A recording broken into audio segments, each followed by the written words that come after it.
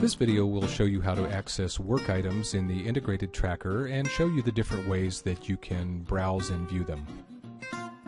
When you're in a project and you want to browse your work items, you go in navigation here to the work items topic, which takes you into the integrated tracker.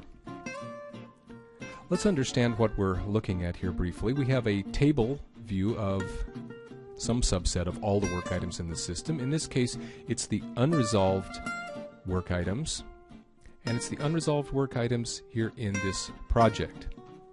I could change that and say, oh, I want to see the unresolved work items assigned to me, or the ones I created, or the ones that I need to approve. If I'm a manager, it might be interesting to see if there are any work items in the project that are unresolved and not assigned to somebody. Over here, I could change this and say I want to see just the resolved ones, or I want to see everything. In this case, we're going to stick with the default here, and we're going to see the unresolved work items in the project. There's a handy little thing over here in navigation that you might want to know about. For instance, I can isolate just my defects. Or if I'm a requirements engineer, maybe I want to isolate just the requirements in this project. Requirements often have something like structure built into them, and if I want to see that, there's a little tree mode that I can invoke here. As you can see, these work items here have like a parent-child relationship, and that's easy to see with the tree mode. Send back to our default view. By the way, you should know that what you see on your system over here in navigation, it might be completely different because work item types are fully configurable. This is just the default from one of our project templates, but you can configure work item types to represent anything you want. So here in the top portion of the screen, this is where you select a work item that you want to work on or process, do something with. By the way, in the table, you can go over here and you can decide what columns you want to see in your table view. You can add some, delete some. You can save that as your own default, or you can just keep it for this session. Let's give a little more room so we can zero in a little bit on the detail of the work item. Let's go to defects because there's fewer of them and a little bit easier to see what's going on. You'll notice I'm looking at what's called the light form with minimal fields. And that's the default from this template. You can change that. Notice I can reset the severity if I need to do that. Don't have to invoke an edit mode. I can just do that in place. The status field is your view into the workflow. In this case, the workflow configuration gives me these possible actions at this point in the process. I can start the progress, I can resolve the item, or I can resolve and close the item. Beyond that, in the light view, I just have the description and one custom field. Now if I want, I can click up here and I can see everything that has to do with this work item, all the details. I can set the priority, I can set a due date that the planning engine will pick up on. I can decide that this belongs to a time point, set a milestone for it. I can estimate the item. How much time do I think this is going to take to fix? And all that gets picked up by the project planning engine, which is the subject really of another tutorial sometime. Comments is where you can create threads to discuss this particular work item. We have a separate video on that. You might want to check that out.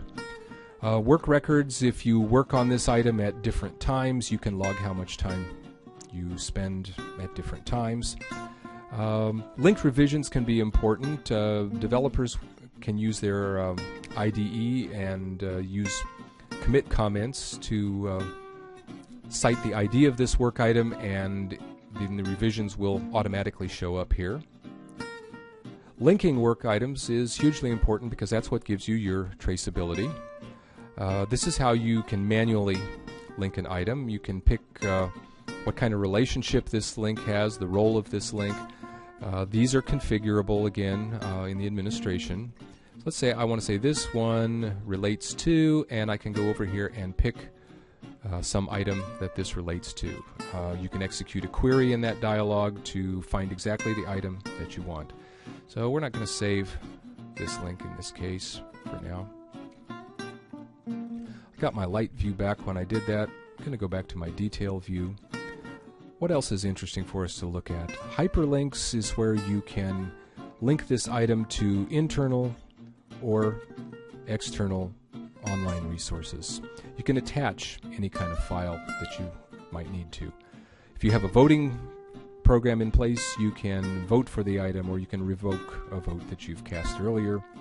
If there are people who should get notified about changes to this item who are not the assignee or the author, you can add them as a watcher of the item. So that pretty much sums up the data fields in the work item form. Let's take a look at some of the other page tabs that we have up here. If you have a license for Polarian ALM, you'll see the Live Plan tab here, and the Live Plan is generated by our project planning engine, and it shows you the current state of the project plan. Let me get out of the defects and let's just show the plan for all of the work items. You can select a time scale, any place from a day to a week. We'll have to give you a separate tutorial on actually how to read this if you're not really familiar with Gantt charts. What you can see quickly at a glance is who's involved in this project and who's got what assigned at what particular point in time. If there are details about a work item, you can mouse over it, see some of that. I can click on that to get the detail of that particular work item. Again, we need to give you a separate tutorial on that. So let's switch over to the roadmap view. What you have here is your project milestones. You configure these in the administration, and you can select some time point. In this case, we've got some iterations configured as milestones. So for this I-34 iteration, again, I'm going to see what unresolved items I have that are slated to be processed for this I-34 iteration. I have some user stories, some tasks, some defects. Multi-edit can be handy when you want to pull up either with a query. Query would be a separate video on that. Let's pull up a small subset like my defects here. Multi-edit just lets me invoke an editor and make changes on a small subset of work items without having to browse through the table and find each one of them individually. It can save you some time. I want to go back to my view of all unresolved work items before I go over here to the Matrix tab. The Matrix is available in ALM, and this is where it's kind of like Traceability Central. This is where you can both view and manage traceability between different work items.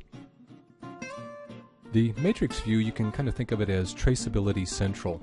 This is where you can see what is linked to what. Now the view you see here is a little bit scary looking because it's pulling up all work items in the project, all the unresolved ones, and showing you what is linked to what. You would probably never do this. You would use these queries here, and you would narrow down this set maybe to just your requirements and test cases to see what's linked there. This is really the subject for another tutorial. What I'll just show you here is that you can get information about any link that you happen to find here, for instance. There's some detail about that one. You can generate traceability reports from here. There's lots of things you can do. Again, as I say, we need to devote another video to that. Let's go over here and take a look then at our last view of work items, the timesheet view. The timesheet view is useful if you have, for example, outside contractors and you need to track their time for billing purposes. This is where people can come in, or a manager can go in and log specific time worked on specific issues. Let's pull up our defects real quickly. So let's say maybe, for instance, on Wednesday I say I worked 2 hours, and on Friday I worked 1 hour on this particular defect. When I save that, that gets logged, and people can generate reports from that and do whatever is necessary with it. We hope this tutorial will help you get started using work items. If you have any comments or questions, please get in touch with us at info@polarian.com.